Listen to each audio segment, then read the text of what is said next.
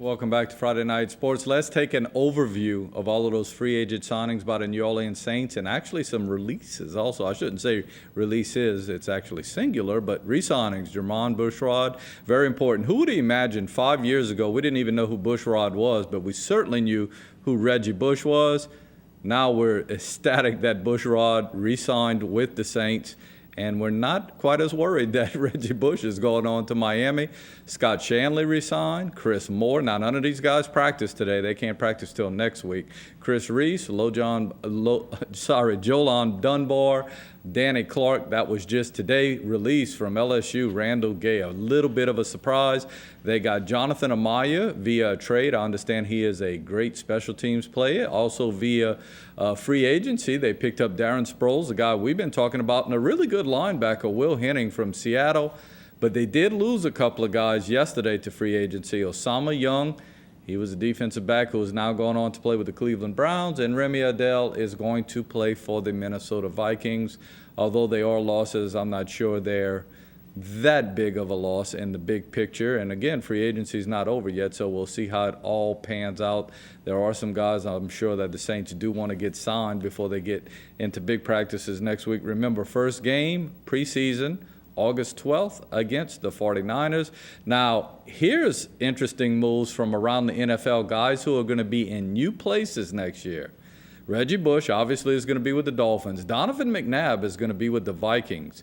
Kevin Kolb is going to be with the Cardinals. There was a lot of press coverage on that. I'm not quite sure how that's going to work out. Kevin Kolb really hadn't played that much in the NFL. Chad Ochocinco is going to play with the Patriots along with Albert Haynesworth, and won't be long before they probably sign Charlie Sheen. Matt Hasselbeck going to play with the Titans next year, and we just found out tonight that Nnamdi Asomugha is going to play for the Philadelphia Eagles. We all thought it was going to be the Jets, possibly the Cowboys, but it's the Philadelphia Eagles. So look for those guys in their new homes next year. The Reggie Bush situation, we wish him well, but we have a young man from Houma who's actually going to try and make that roster for Miami, that being Phillip Livas, and they both are the same kind of players. So feel kind of bad for Phil. I hope that he maybe can show up Reggie Bush just a little bit over in Miami, or even better, I wish he was here in New Orleans, maybe trying to make the roster in New Orleans,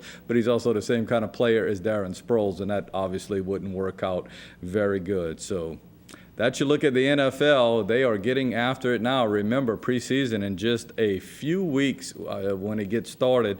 And again, it's going to be the 49ers in the new and improved Superdome that Friday night. Very good, very good.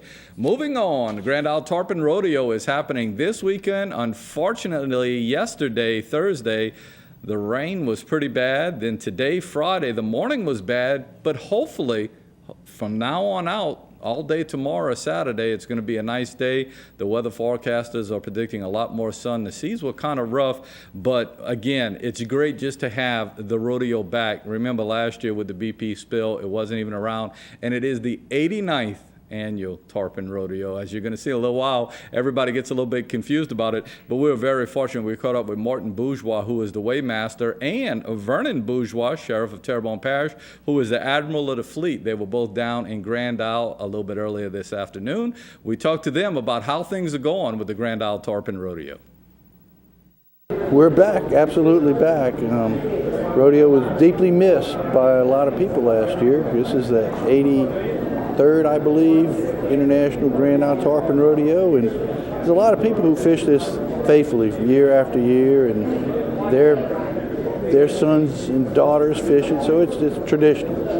And this first day was a pretty good showing. You know, the board's got itself established. Unfortunately, the seas out in the Gulf are a bit rough. We're looking at some 6 to 8 footers. Makes it tough, and some of the boats obviously aren't fishing today, but the forecast for tomorrow is improving weather conditions. So we hope to see a lot more fish, and we'll see more fish through the rest of this day. This year the rodeo is doing great. Of course, I'm Vice Admiral of the Fleet this year. Next year I'll be the president. But it looks like fish are coming in. We got some weather that comes through occasionally now and then, and I guess people are fishing because they're weighing in fish. But I just hope people having fun, having a safe time is all we really hope for. It looks like people are really excited to get back to fishing and get back to the rodeo like it actually has been since, I think, like 1949. I think it was the first rodeo, somewhere around there. So, people seem to be enjoying themselves and catching fish and getting back in the routine of doing a rodeo. Some local fishermen doing well in the big game division. Now, if you're seeing this in replay, say on Sunday or Monday, please, this may very well not be how things turned out. This was after one day at the weigh scale. Patrick Sinak of Houma is leading in the tarpon division, 99.5 ounces. The dolphin division, Davey Burrow from Cutoff, 37, well, a little bit over 37 pounds. And the blackfin tuna, Kevin Melanson from Houma, 23.12. And once again, the 89th Grand Isle Tarpon Rodeo. I knew they both actually were not exactly sure of when it got started and everything, but it's the 89th, and it's good to have it back. There was predictions going into this weekend that they were going to have over 15,000 people down in Grand Isle. Unfortunately, the weather has caused some problems, but I think tomorrow's going to be a nice day, and if the seas go down a little bit, maybe some of those fish won't hold up on the leaderboard. When we get back, we're also going to look at a trip that I was very fortunate to take last Sunday out of Grand Isle, where we caught a really nice sailfish. I want to pass on to you a little story about that, and a lot of dolphin also. We're going to look at that when we get back from this break.